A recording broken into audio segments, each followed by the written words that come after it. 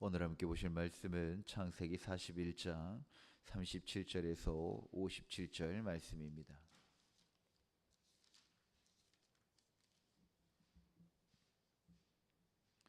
창세기 41장 37절에서 57절 말씀 한 절씩 교독하겠습니다. 바로와 그의 모든 신하가 이 일을 좋게 여긴지라.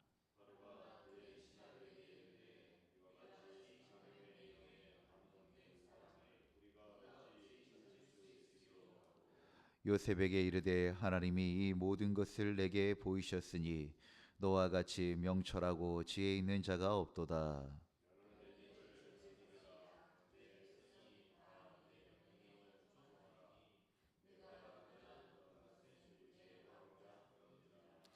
바로가 또 요셉에게 이르되 내가 너를 애굽 온 땅의 총리가 되게 하노라 하고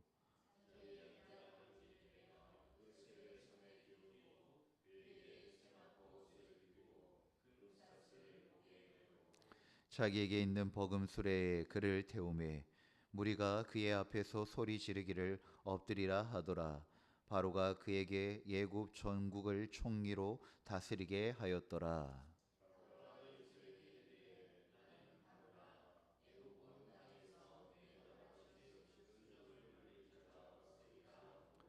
그가 요셉의 이름을 사브나빠네아라 하고 또 온의 제사장 보디베라의 딸 아스닷을 그에게 주어 아내로 삼게 하니라. 요셉이 나가 애굽 온 땅을 순찰하니라.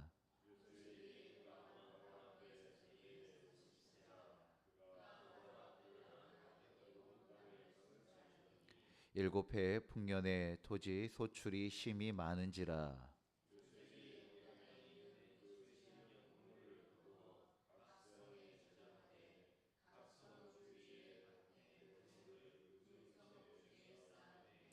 쌓아둔 곡식이 바다 모래같이 심이 많아 세기를 그쳤으니 그 수가 한이 없음이었더라.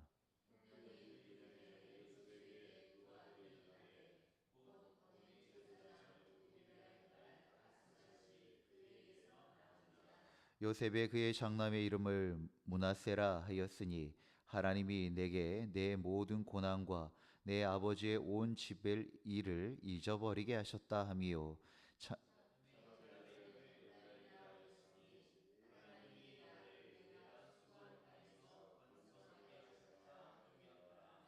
애굽 땅에 일곱 해 풍년이 그치고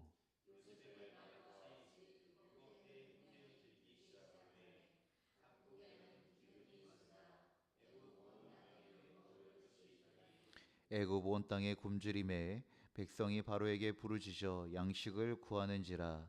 바로가 애굽 모든 백성에게 이르되 요셉에게 가서 그가 너희에게 이르는 대로 하라 하니라.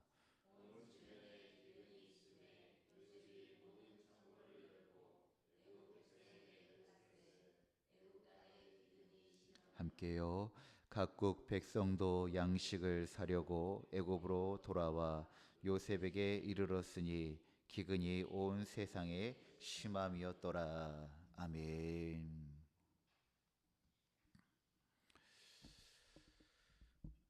어제까지 감옥에 있었던 히브리 죄수가 하루아침에 가장 강대국인 애굽의 총리가 됩니다. 인간적으로는 사실 도저히 설명할 수 없는 인생의 반전입니다. 그냥 겉으로만 보면 고생하고 수고하더니 드디어 인생 역전한 성공한 스토리인 것 같습니다. 그러나 성경의 관심은 요셉의 성공이나 요셉이 어디까지 올라가는데 있지 않습니다.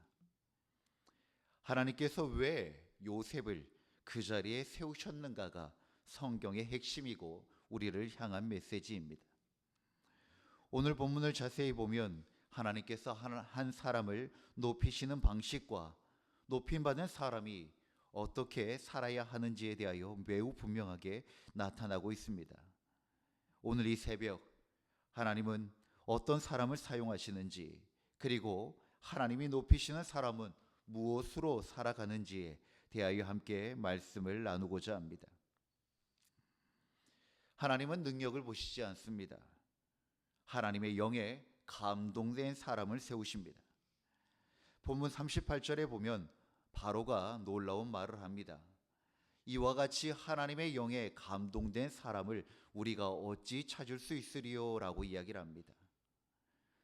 요셉을 하나님의 영으로 영에 감동된 사람이라고 표현하고 있습니다.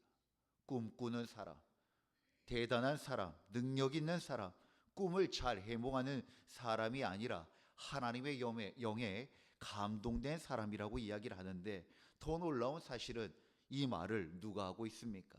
바로 애굽의 왕 바로가 하고 있습니다. 애굽의 왕 바로는 파라오라고 이야기하죠. 신과 같은 사람입니다. 신으로 여겨지는 그러한 주권과 통치력을 가지고 있는 그 애굽의 왕이, 애굽의 신 바로가 요셉과 함께하고 있는 하나님을 인정하고 있는 것입니다. 바로가 요셉을 인정하는데 능력 있는 사람도 아니라, 경영을 잘하는 사람도 아니라 하나님의 영에 감동된 사람이라고 말하고 있습니다. 하나님을 인정하지 않는 바로가 요셉 안에 있는 하나님의 영, 성령을 보고 있는 것입니다. 당시 애굽은 세계 최고의 문명 국가였습니다. 수많은 지혜자와 술사와 정치가들이 있었습니다.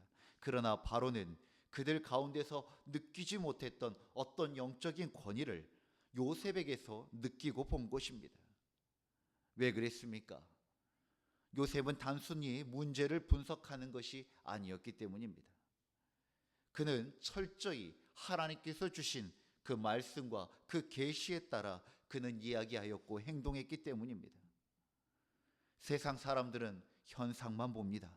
그러나 하나님의 영에 붙들린 사람은 하나님의 뜻을 분별하고 하나님의 말씀을 담대히 전했기 때문인 것입니다.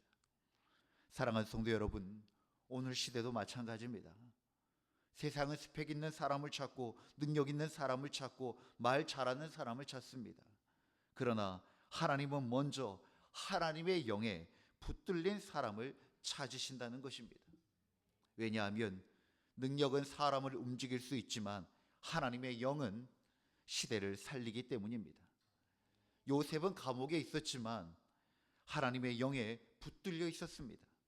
그래서 감옥에서도 무너지지 않았고 총리가 되어서도 교만하지 않았고, 중요한 것은 자리가 아니라 중요한 것에 무엇에 붙들려 있는가, 그것이 요셉의 핵심이기 때문입니다. 그렇습니다. 우리가 뒤돌아보면 요셉 하면 꿈이 가장 먼저 생각납니다. 꿈꾸는 자가 오는도다. 꿈을 잘 해몽하는 사람 요셉. 그런데 정작 성경에서는 가장 많은 부분에서 요셉을 표현할 때는 꼭 이러한 표현이 있습니다. 여호와께서 요셉과 함께 하심으로, 여호와께서 그와 함께 하심으로라고 하는 것이 성경 요셉의 이야기에서 가장 많이 등장하는 요셉에 대한 표현입니다. 즉 요셉은 항상 여호와께서 함께한 사람이었고 여호와와 함께한 사람이었다는 것입니다.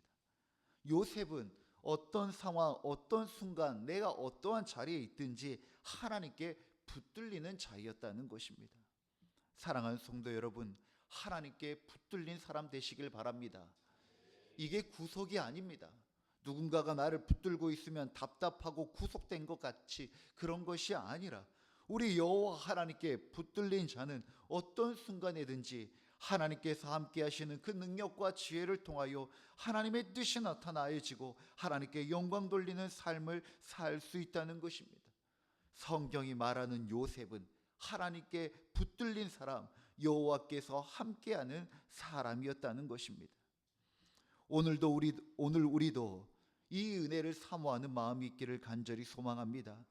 세상에 인정받는 사람, 사람에게 인정받는 사람이 되기보다 하나님께 붙들리는 사람이 되어지기를 간절히 소망합니다. 특별히 39절에 바로는 요셉을 향하여 말합니다. 너와 같이 명철하고 지혜 있는 자가 없도다 라고 이야기합니다. 여기서 명철은 분별력이요, 지혜는 실제 상황에서 자신이 가지고 있는 능력을 바르게 적용할 수 있는 능력입니다. 그런데 이 지혜는 단순히 머리 좋은 기술이 아닙니다.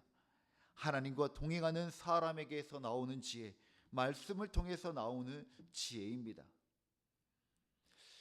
예수님도 보면 그러하였습니다.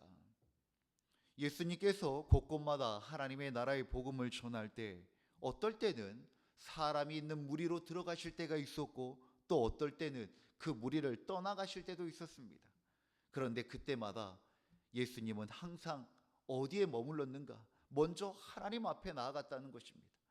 성부 하나님 앞에 나아가 하나님의 인도하심을 받을 때 때로는 무리 안으로 들어갔지만 때로는 무리를 떠나기도 하셨다는 것입니다. 하나님 앞에 머무는 시간, 하나님께 붙들리는 것을 기뻐하고 하나님께 붙들리는 삶을 살아갈 때 그때마다 명철과 지혜를 통하여 분별력과 그 능력을 허락하여 주셨다는 것입니다. 그래서 진짜 지혜로운 사람은 자기의 뜻대로 하지 않고 자기를 드러내지 아니하고 하나님의 인도하심을 받는 여호와께 붙들린 사람이 진정한 명철한 자요 지혜로운 자라는 것입니다.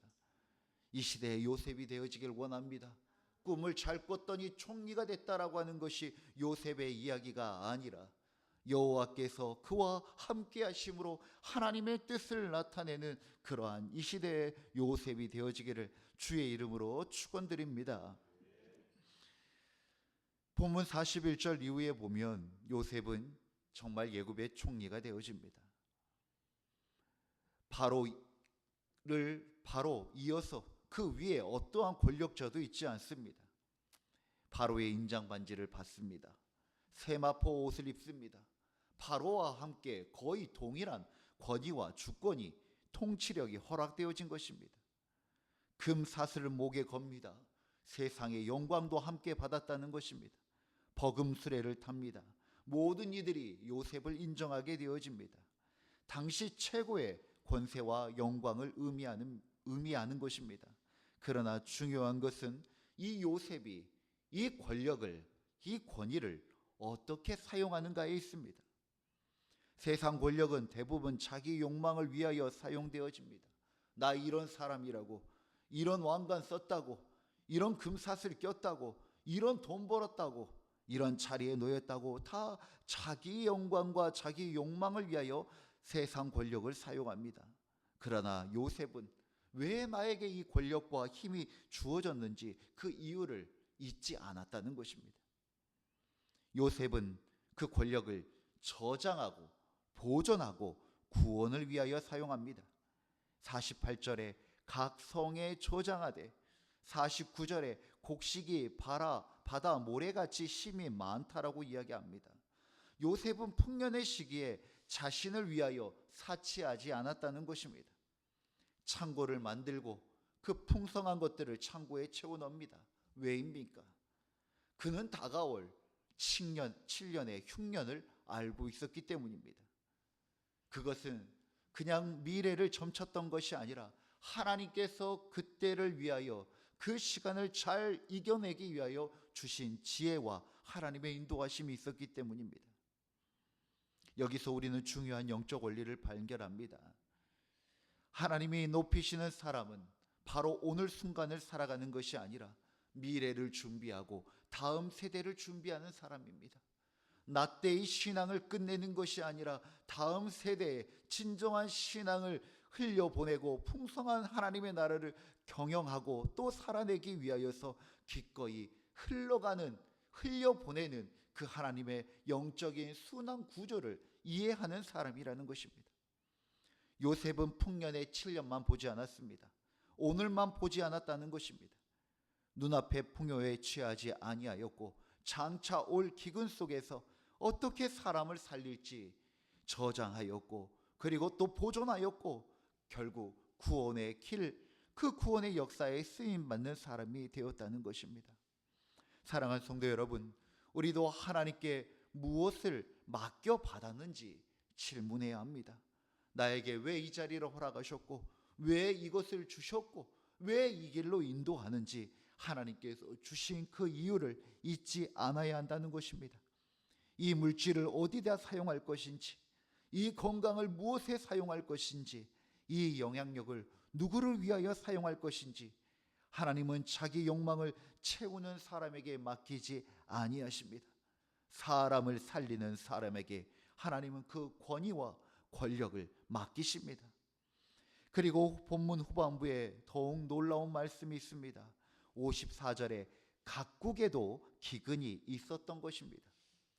각국에는 기근이 있으나 애굽 온 땅에는 먹을 것이 있더니 57절에 각국 백성도 양식을 사려고 애굽으로 들어와 결국 하나님께서 요셉을 세우신 이유는 애굽만 살리기 위해서가 아니라 그 7년의 흉년을 만난 열방을 살리기 위하여서 요셉을 사용하셨고 애굽을 사용하셨다라는 것입니다.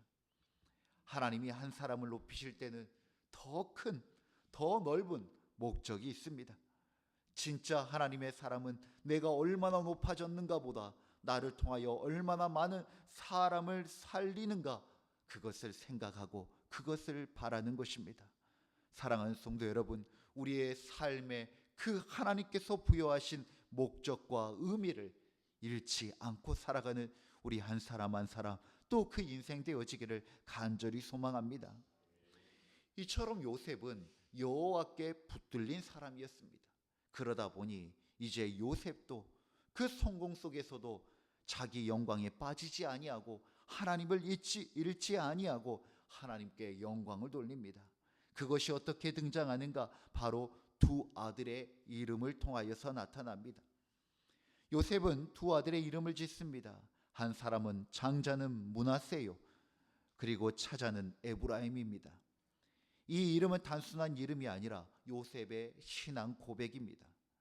므낫세는 하나님께서 내 고난을 잊지 않으셨다. 요셉이 성공한 인생이었습니까? 아닙니다. 뒤돌아보면 참 가정의 환경부터 성장 과정 가운데 너무나도 상처와 트라우마를 겪을 만한 그런 큰 고난들이 있었습니다. 깨진 가정, 형제들에게 버려지고 그리고 억울한 일들이 그냥 계속 연속되어지는 삶이 요셉의 삶이었습니다. 그런데 하나님께서 그 모든 순간과 그 고난을 잃지 모두 기억하여 주셨고, 이제는 내 고난이, 내 상처가 고난과 상처로 남는 것이 아니라 하나님께서 그것을 깨끗하게 치유하셨고 잊게 해주셨다는 것입니다. 에브라임 둘째 차자의 이름의 뜻은 하나님께서 나를 번성케 하셨다라는 겁니다. 나를 높이시고 나를 번성케 하신 것도 내가 아니라 하나님이라는 것입니다. 요셉은 자기의 성공을 자기의 능력으로 설명하지 아니하고 계속해서 하나님이 하셨습니다, 하나님이 하셨습니다 라고 고백하고 있습니다. 사람은 실패할 때보다 성공할 때가 더 위험합니다. 어려울 때는 하나님을 찾지만 잘 될 때는 하나님을 잃기 쉽기 때문입니다. 그러나 요셉은 총리가 된 후에도 감옥의 시간을 잃지 않았고 하나님의 은혜를 잃지 않았습니다. 그래서 그는 높아졌지만 변절되지 않았고 변질되지 않았던 것입니다. 오늘 우리도 이것을 기억하기를 원합니다. 하나님 없는 성공은 축복이 아니라 위험입니다. 그러나 하나님을 기억하는 성공은 사람을 살리는 통로가 되어지는 것입니다. 말씀을 갈무리합니다. 요셉의 인생을 통하여 우리가 기억해야 할 것, 하나님의 영에 붙들린 사람을 하나님은 더욱 세워가십니다. 하나님이 높이는 사람은 나를 위한 삶이 아니라 오히려 사람을 살리는 삶을 살게 되어집니다. 진짜 하나님의 사람은 성공 속에서도 하나님을 잃지 아니하고 하나님이 하셨다라고 하는 믿음의 고백이 있는 것입니다. 사랑하는 성도 여러분, 요셉이 그 7년의 흉년에 쓰임 받았던 것처럼 모든 것이 풍족한 이 세대 같지만 영적으로 쩍쩍 갈라지는 영의 가뭄의 시대를 살아가고 있는 이 시대 속에 요셉과 같이 쓰임받는 귀한 주의 백성들 되시기를 주의 이름으로 축원드립니다. 기도하겠습니다. 살아계신 하나님 아버지, 요셉의 삶을 통하여 하나님이 어떠한 사람을 사용하시는지 깨닫게 하시니 감사드립니다.